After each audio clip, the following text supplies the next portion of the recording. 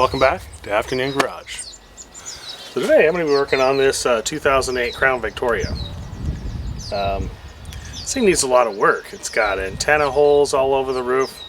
I don't know why they have to have so many antennas on these things. They got antennas on the roof, antennas on the trunk, just antennas everywhere.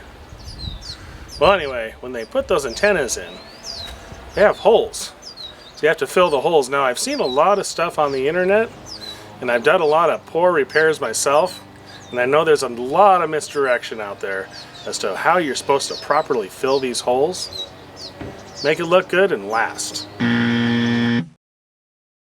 So we're going to go over that. Also, I have a few other things to do, maybe clean the interior, but overall, with 160,000 miles, this car is in pretty good shape. These cars are serviced regularly. However, the engine's kind of dirty. Figure I'll clean that up. Also has a transmission issue, which I found to be a filter that fell off and was floating in the bottom of the transmission pan. So I changed the fluid, flushed the fluid on that, got the drivability issue going, but now I have all these holes in the thing to fill. Also, there's a lot of corrosion on the rear trunk, and there's a lot of corrosion on the roof that I need to take care of. So we'll start by welding up those holes. Let's go weld up those holes.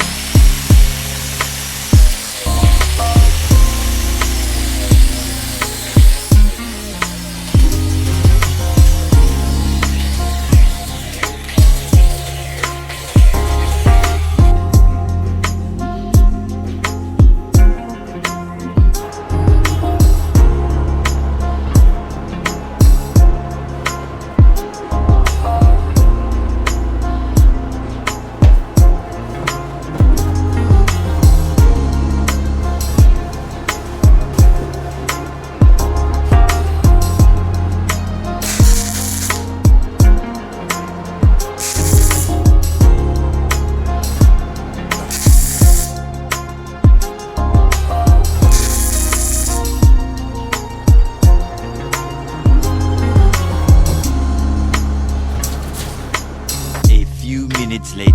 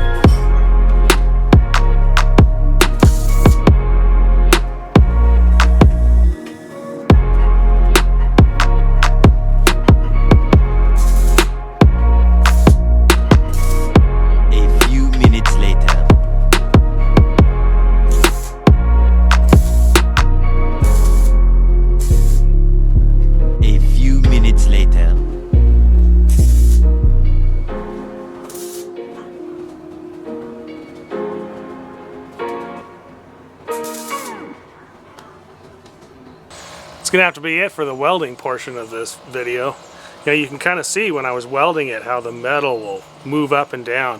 Heat is really gonna be not your friend here. You wanna be able to control that. Don't quench or do anything with water or anything like that, because you're gonna end up with shrinking or maybe expansion of the panel in places you don't really want. I've seen people take and weld up a hole on a panel and then the panel is completely destroyed just because too much heat in certain areas, and then trying to control that heat while you're welding just doesn't really work out. So just remember, weld, wait, weld, wait. That's the best thing you can do. This sheet metal, it's really thin. You punch a hole in the center of it, it's going to go in and out, as you were able to see in the video. It's pretty dramatic exactly how much this metal will move, and of course if it moves too much inward, or even worse, too much outward, well, you're going to have a problem later on with filler. Next week I'll show you that there was quite a delay from the time that the holes were welded till the time I was actually able to get on and do the body work due to procrastination. So what happened there is I got a bunch of surface rust, and we'll look at that. Also look at how much the heat warped the metal. See how well I did with my welding. I know that I waited quite a bit, and you really have to just maintain that heat and give it time to cool down in between welds. We'll see how well I did next week. We're going to also do some body work and get those areas nice and flat in preparation for paint. So if you like this kind of content, please subscribe. Helps my channel. Till next time.